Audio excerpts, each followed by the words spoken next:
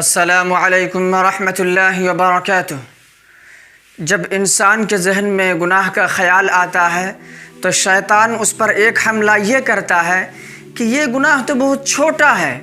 کر لو کیا ہوگا، اس ایک گناہ سے کیا فرق پڑنے والا، اور ہم انسان اسے سچ سمجھ کر اس کا ارتکاب کر بیٹھتے ہیں۔ ہم یہ سمجھتے ہیں کہ واقعی یہ گناہ تو بہت چھوٹا ہے، اس ایک گناہ کی وجہ سے تھوڑے نہ ہم جہنم میں چلے جائیں گے، تھوڑو نہ میری ایک گناہ کی وجہ سے آخرت خراب ہو جائے گی۔ حالانکہ ہمیں یہ سوچنا چاہیے تھا کہ حضرت آدم علیہ السلام کو جنت سے نکال کر دنیا میں بھیج دیے گئے، اس کی وجہ کیا تھی؟ صرف ایک گناہ، صرف ایک نافرمانی۔ ابلیس جو کبھی فرشتوں کا معلم ہوا کرتا تھا، لیکن جب اسے اللہ رب العزت نے راندہ درگاہ کیا، ہمیشہ ہمیش کے لیے مردود قرار دیا، اس کی وجہ کیا تھی؟ صرف ایک سجدے کا انکار، صرف ایک نافرمانی۔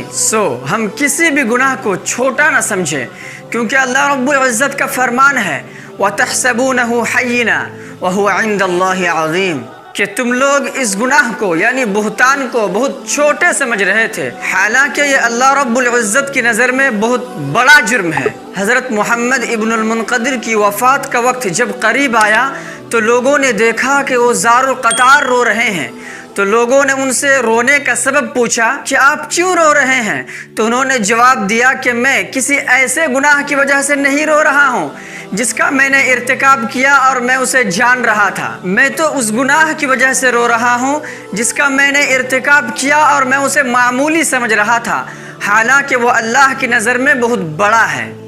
ہمیں یہ نہیں دیکھنا ہے کہ یہ گناہ کتنا بڑا ہے یا چھوٹا ہے، ہمیں تو یہ دیکھنا ہے کہ ہم گناہ کر کے کس کی نافرمانی کر رہے ہیں، کس کے حکم کو ٹال رہے ہیں۔ ظاہر ہے کہ ہم جس کی نافرمانی کر رہے ہیں وہ بہت بڑا ہے، تو جب وہ بہت بڑا ہے تو اس کا حکم بھی بڑا ہے، تو ہم اس بڑے رب کے حکم کی نافرمانی کیسے کریں؟ پیغمبر صلی اللہ علیہ وسلم نے تو یہی چیز فرمایا، ایاکم ومحقرات الذنوب، کہ تم اس گناہوں سے بچو جسے عام انسان کی نظریں معمولی سمجھتی ہو۔ ہم کسی کے گناہ پر اسے عار دلا دیتے ہیں، ہم کسی پر احسان کرتے ہیں اور کسی موقع پر اسے اشاروں سے جتلا دیتے ہیں کہ میں نے تو تمہارا یہ کام بھی کر دیا تھا، وہ کام بھی کر دیا تھا۔